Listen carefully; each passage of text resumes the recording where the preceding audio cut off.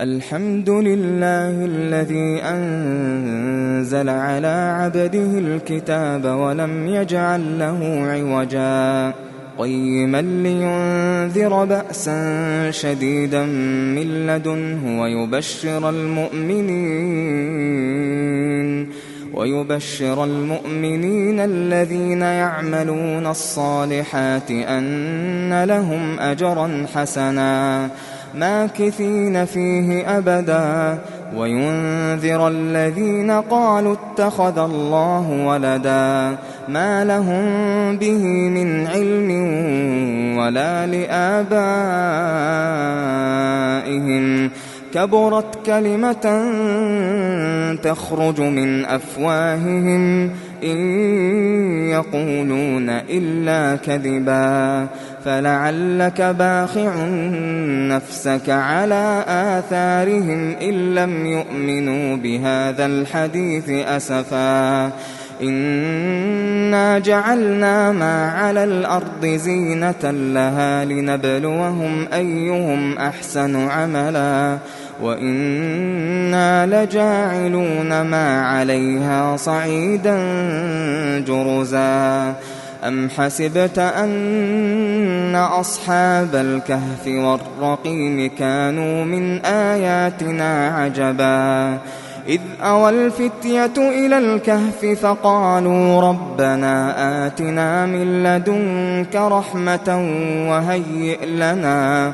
وهيئ لنا من أمرنا رشدا فضربنا على آذانهم في الكهف سنين عددا ثم بعثناهم لنعلم أي الحزبين أحصى لما لبثوا أمدا نحن نقص عليك نبأهم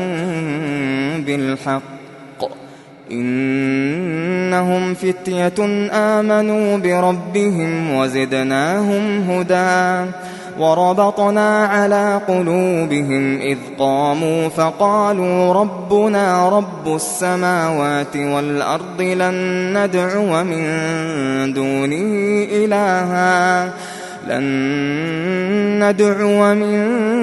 دونه إلها لقد قلنا إذا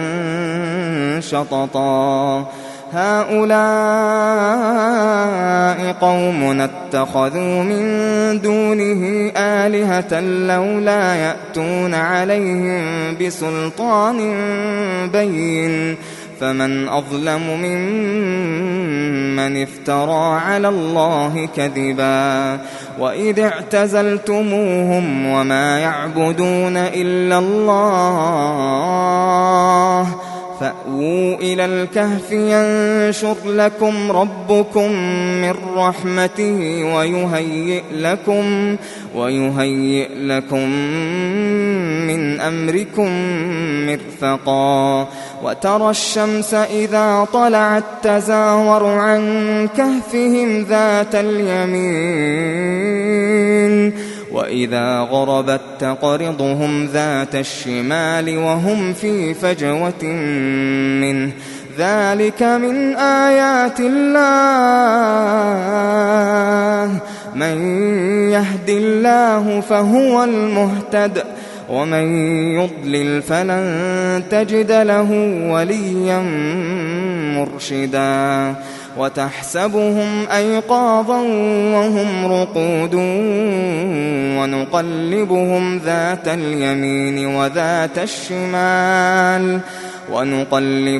ذات اليمين وذات الشمال وكلبهم باسط ذراعيه بالوصيد لو اطلعت عليهم لوليت منهم فرارا ولملئت منهم رعبا وكذلك بعثناهم ليتساءلوا بينهم قال قائل منهم كم لبثتم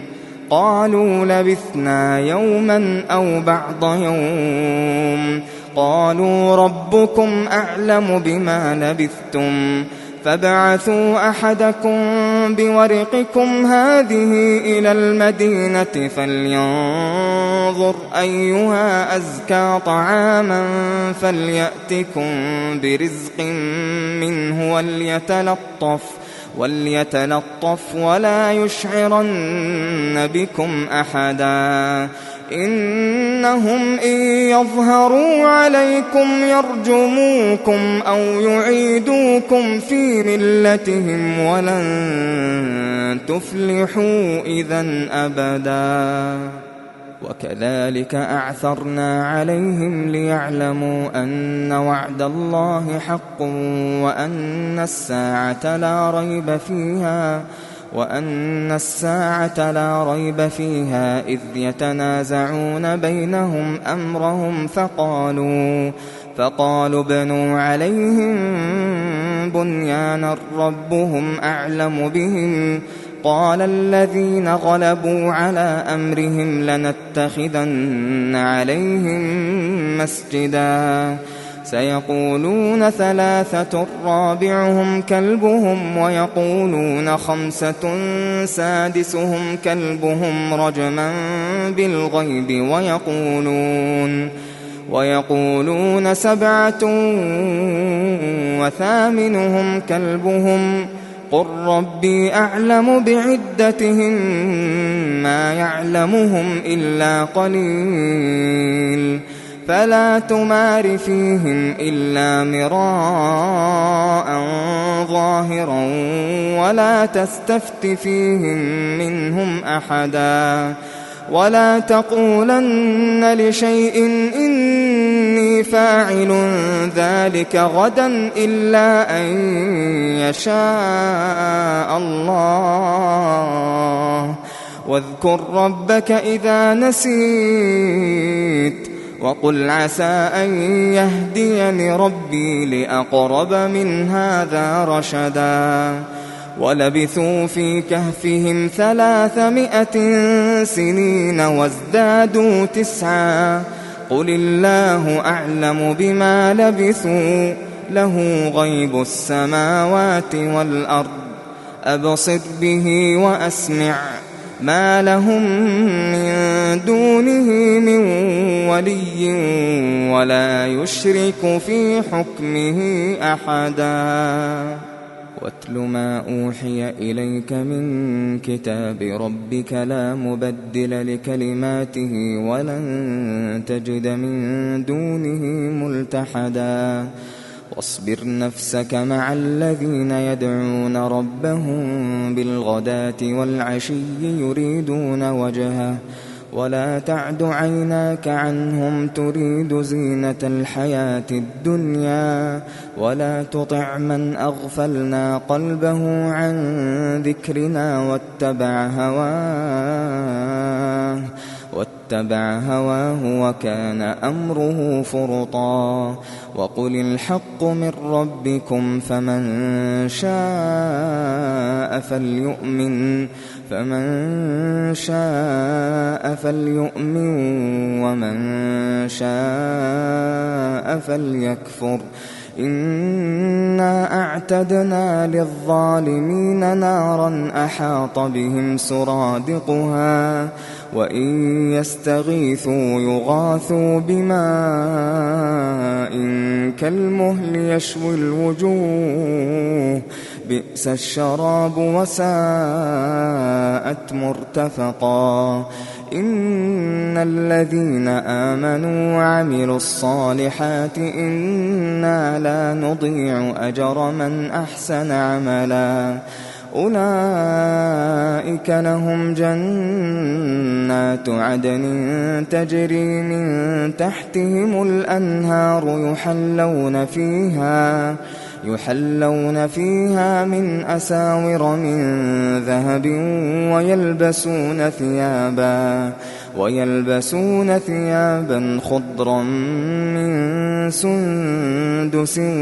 واستبرق متكئين فيها على الأرائك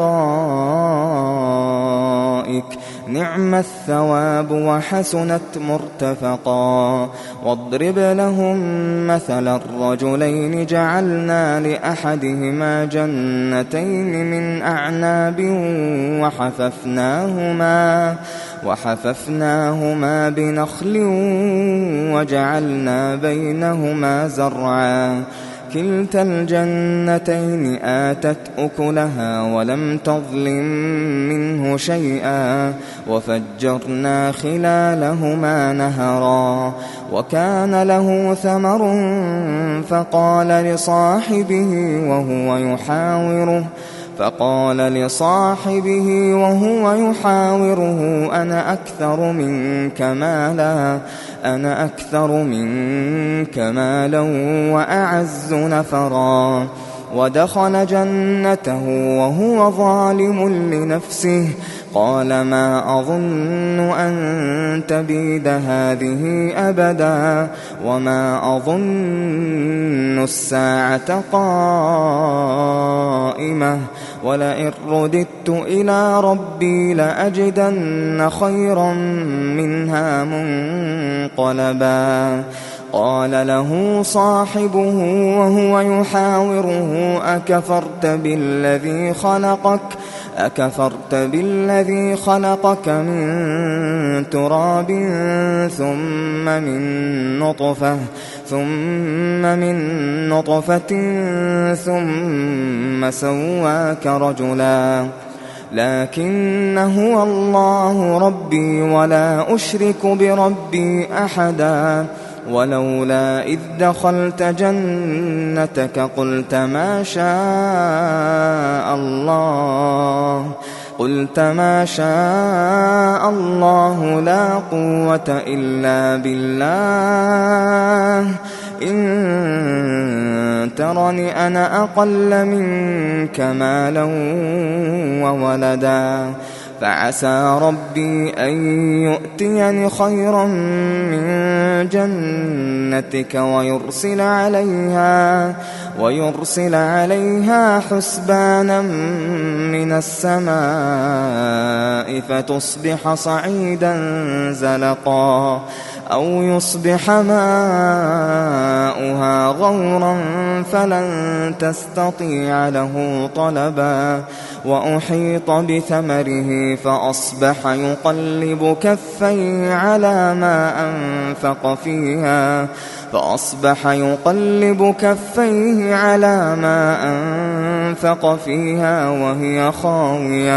وهي خاوية على عروشها ويقول يا ليتني لم أشرك بربي أحدا ولم تكن له فئة ينصرونه من دون الله وما كان منتصرا هنالك الولاية لله الحق هو خير ثوابا وخير عقبا واضرب لهم مثل الحياة الدنيا كماء إن أنزلناه من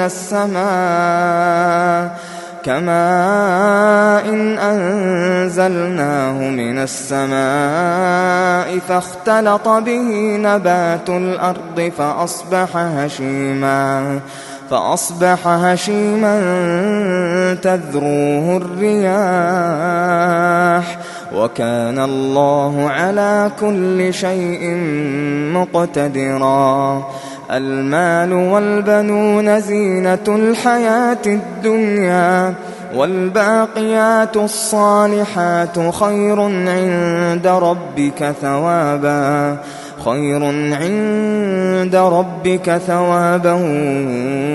وخير أملا ويوم نسير الجبال وترى الأرض بارزة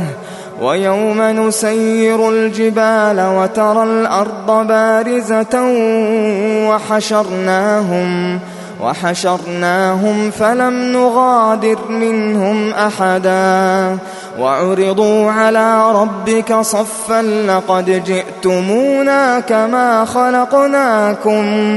لقد جئتمونا كما خلقناكم أول مرة بل زعمتم أن لن نجعل لكم موعدا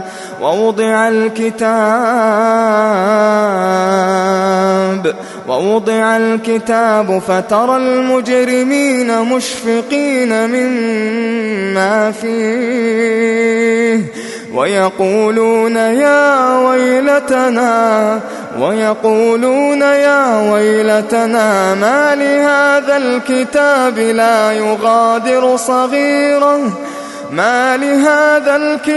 لا يغادر صغيرة ولا كبيرة إلا أحصاها ووجدوا ما عملوا حاضرا ولا يظلم ربك أحدا. وإذ قلنا للملائكة اسجدوا لآدم فسجدوا إلا إبليس كان من الجن ففسق عن أمر ربه أفتتخذونه وذريته أولياء من دوني وهم لكم عدو بئس للظالمين بدلا. ما أشهدتهم خلق السماوات والأرض ولا خلق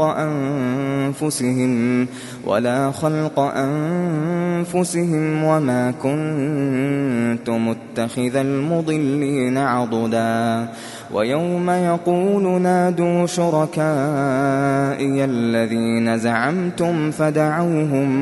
فدعوهم فلم يستجيبوا لهم وجعلنا بينهم موبقا. ورأى المجرمون النار فظنوا أنهم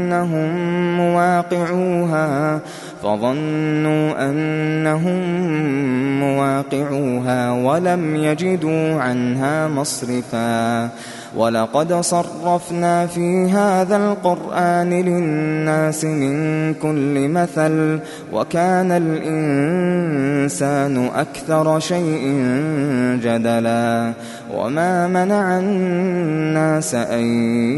يؤمنوا إذ جاءهم الهدى ويستغفروا ربهم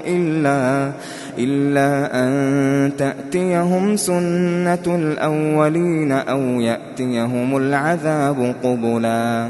وما نرسل المرسلين إلا مبشرين ومنذرين ويجادل الذين كفروا بالباطل ليدحضوا به الحق واتخذوا آياتي وما أنذروا هزوا. ومن أظلم ممن ذكر بآيات ربه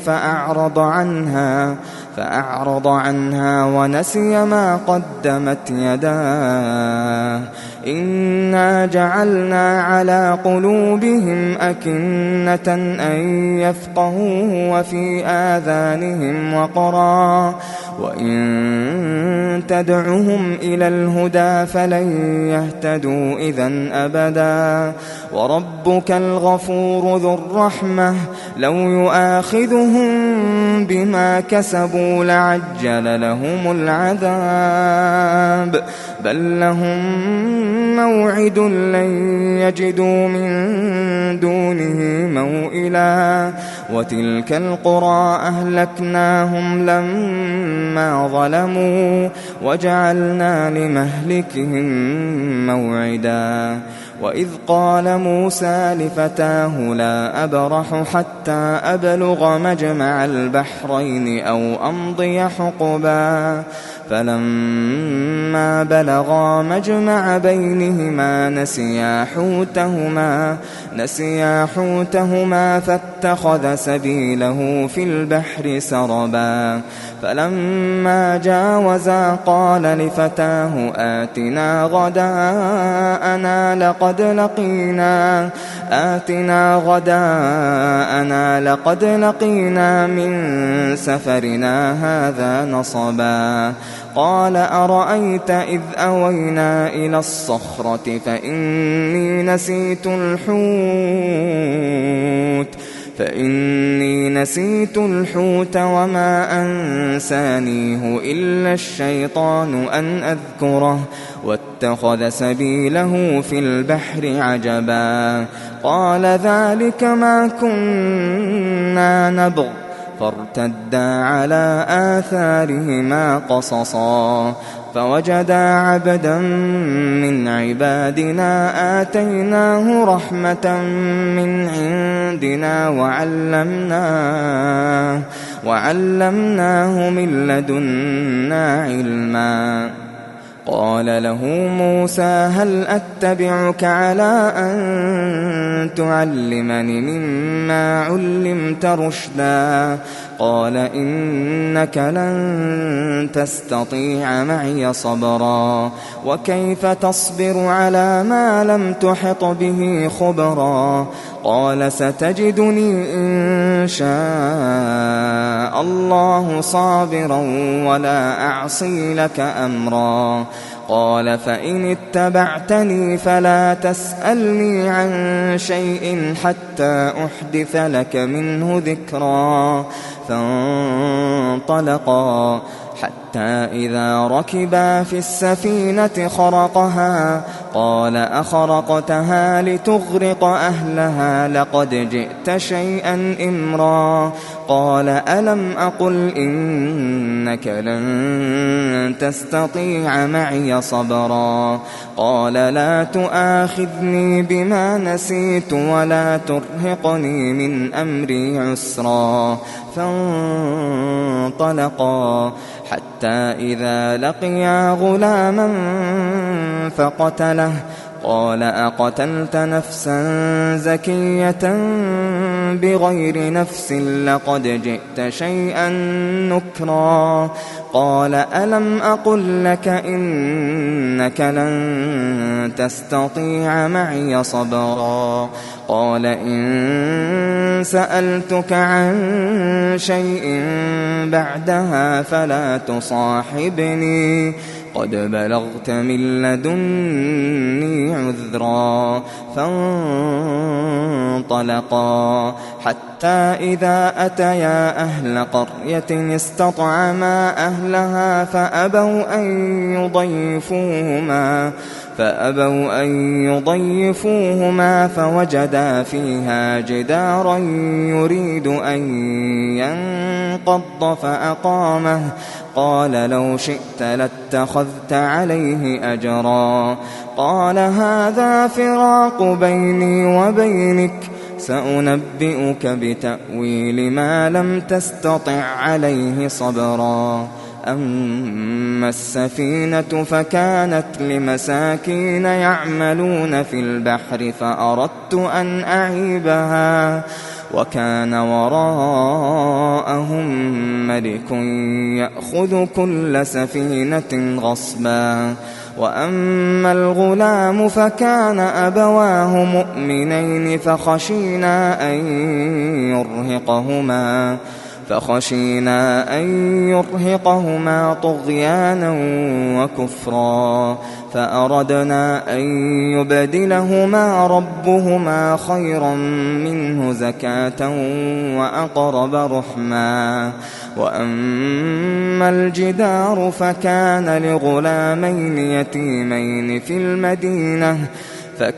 لغلامين يتيمين في المدينة وكان تحته كنز لهما وكان أبوهما صالحا فأراد ربك أن يبلغا أشدهما ويستخرجا كنزهما رحمة من ربك وما فعلته عن أمري ذلك تأويل ما لم تسطع عليه صبرا ويسألونك عن ذي القرنين قل سأتلو عليكم منه ذكرا إنا مكنا له في الأرض وآتيناه من كل شيء سببا فأتبع سببا حتى إذا بلغ مغرب الشمس وجدها تغرب في عين حمئة ووجد عندها قوما قلنا يا ذا القرنين إما أن تعذب وإما أن تتخذ فيهم حسنا قال أما من ظلم فسوف نعذبه ثم يرد إلى ربه فيعذبه عذابا نكرا وأما من آمن وعمل صالحا فله جزاء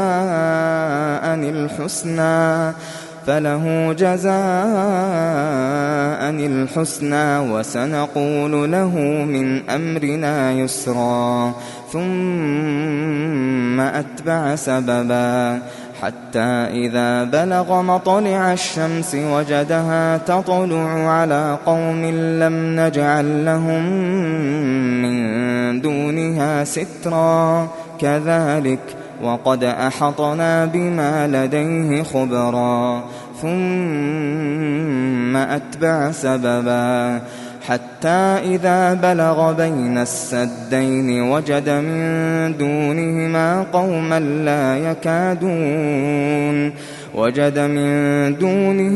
قوما لا يكادون يفقهون قولا قالوا يا ذا القرنين إن يأجوج ومأجوج مفسدون في الأرض فهل نجعل لك خرجا على أن تجعل بيننا وبينهم سدا قال ما مكني فيه ربي خير فأعينوني بقوة أجعل بينكم وبينهم ردما آتوني زبر الحديد حتى إذا ساوى بين الصدفين قال انفخوا حتى إذا جعله نارا قال آتوني أفرغ عليه قطرا فما استطاعوا أن يظهروه وما استطاعوا له نقبا قال هذا رحمة من ربي فإذا جاء وعد ربي جعله دكا وكان وعد ربي حقا وتركنا بعضهم يومئذ يموج في بعض ونفخ في الصور فجمعناهم جمعا وعرضنا جهنم يومئذ للكافرين عرضا الذين كانت أعينهم في غطاء عن ذكري وكانوا لا يستطيعون سمعا أفحسب الذين كفروا أن يتخذوا عبادي من دوني أولياء إنا أعتدنا جهنم للكافرين نزلا قل هل ننبئكم بالأخسرين أعمالا الذين ضل سعيهم في الحياة الدنيا وهم يحسبون أنهم يحسنون صنعا أولئك الذين كفروا بآيات ربهم ولقائه فحبطت أعمالهم فلا نقيم لهم يوم القيامة وزنا ذلك جزاؤهم جهنم بما كفروا واتخذوا آياتي ورسلي هزوا إن الذين آمنوا وعملوا الصالحات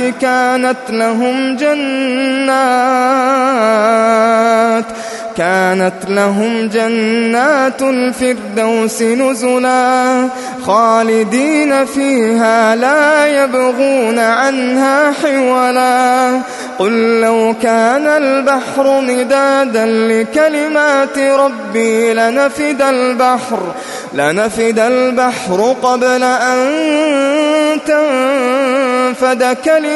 ربي لنفد البحر قبل أن تنفد كلمات ربي ولو جئنا بمثله مددا قل إنما أنا بشر مثلكم يوحى إلي أنما إلهكم إله واحد فمن كان يرجو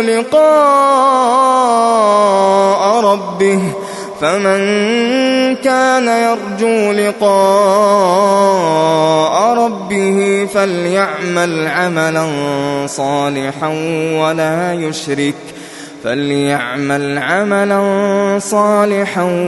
ولا يشرك بعبادة ربه أحدا.